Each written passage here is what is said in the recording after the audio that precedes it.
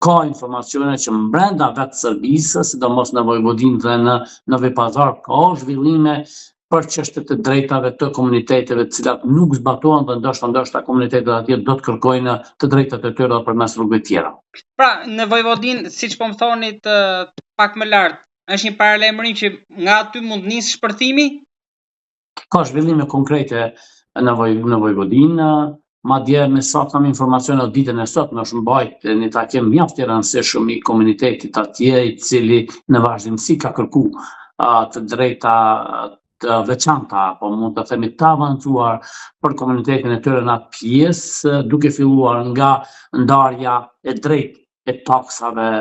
domethënë sepse siç duket Vojvodina është njëra ndër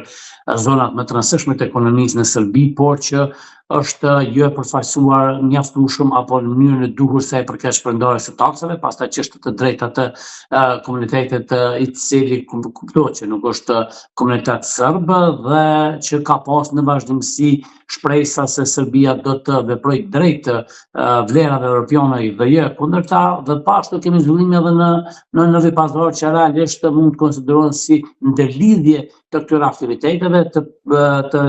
Vojvodinës që në fakt kanë edhe një mbështetje ndërkombëtare posaçërisht është Shteti i Bashkimit Evropian. Zoti Elezi, kur thot Vučić që kemi armë që janë sekrete që nuk i din, kujt i referohet? Çfarë armësh ka që mund të përdorë në rast të një konflikti? Në fakt, po, ne kemi pa disa deklarata që janë për konsum publik, për fillimisht për të ngritur besimin tek qytetarët serb në këtë situatë ku qytetarët serb kanë filluar të friksohen rreth asaj për të cilën ata kanë menduar se Serbia është një shtet shumë i fortë, Rusia është pashtu një shtet shumë i fortë dhe mbron serbët në të gjitha dimensionet, duke u bazuar edhe në marrëdhëniet që Rusia dhe Serbia kanë me partnerët ndërkombëtar përfshirë Iranin, Kinën dhe shtetet të tjera që janë kundër Shtetit të Bashkuar të Amerikës, por këto sfida të vazhdueshme për aleatët e Rusisë padyshim që e kanë friksuar edhe qytetarin serb. Dhe Vučić duke tentuar që të ngrit moralin të qytetarëve serb, po mundohet të promovoj gjëra të panjohura që në fakt neve e dim që ka disa raketa të cilat ishin siguruar më parë me rreth të gjatë veprimi nga Irani dhe Rusia, dhe të njëjtat nuk i ka shfaqur deri tani më publik, por që kanë, mund të themi, potencial për të rrezikuar vendet të qoftë Kosovën, Shqipërinë, Maqedoninë e Veriut apo Malin e Zi. Dhe në këtë rast kujtoj që ky është ai potenciali i fshat i Vučićit, i cili po tenton të përmend, sepse janë raketa realisht me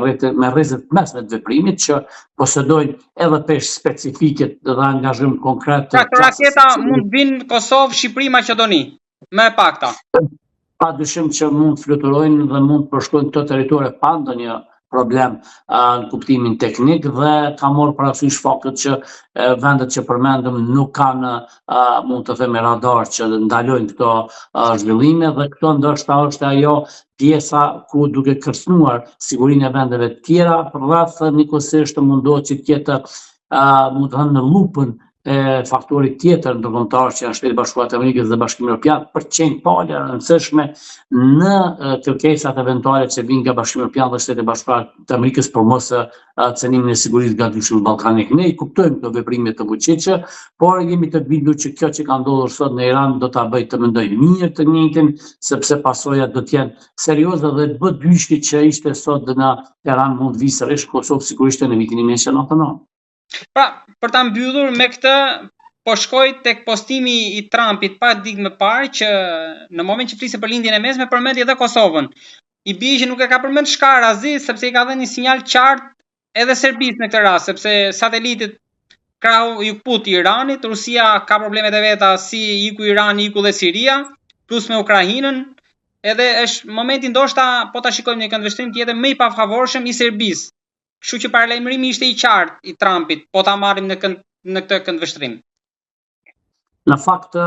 Trump duke pasur informacionet e duhura ankora reale nga inteligjenca amerikane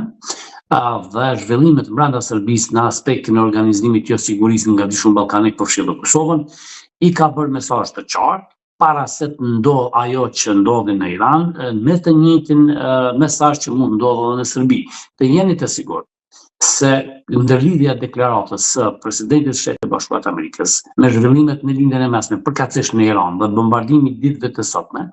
është njëkohësisht një mesazh i qartë për të gjithë ata, përfshirë Serbinë, të cilët do të tentojnë të pengojnë angazhimet e SBA-ve për paqe, siguri dhe rend në vendet të cilat SBA ka ushtruar, mund të themi, një partneritet kohë gjatë. Jeni të sigurt që ky deklarim është bërë pikërisht para se të ndodhë ajo në Iran, në mënyrë që edhe populli serb ta kuptojë qartë se cilat mund të jenë pasojat nëse të njëjtit do të jenë gatshëm që të mbështesin Vučićin në angazhimet e tij për të cënuar interesat e Shtetit Bashkuar të Amerikës. Mos të hapëm edhe një herë ta përmendni se SBA është shumë angazhuar për sigurinë nga diçka. Konkretisht forcat e saj ushtarake në Kosovë janë garanci jo vetëm për sigurinë e Kosovës, por të gjithë gatisht ballkanit dhe janë, mund të themi, asetet kryesore nga ku SBA-ja dërgon mesazhe të qarta qoftë Serbisë apo aleatëve të saj se në rast se do të prekë në angazhimet e saj të sigurisë do të përballet me sfidat të cilat i pamë në sotme në Tiranë. Zoti Elezi, faleminderit shumë për bisedën. Gjithashtu.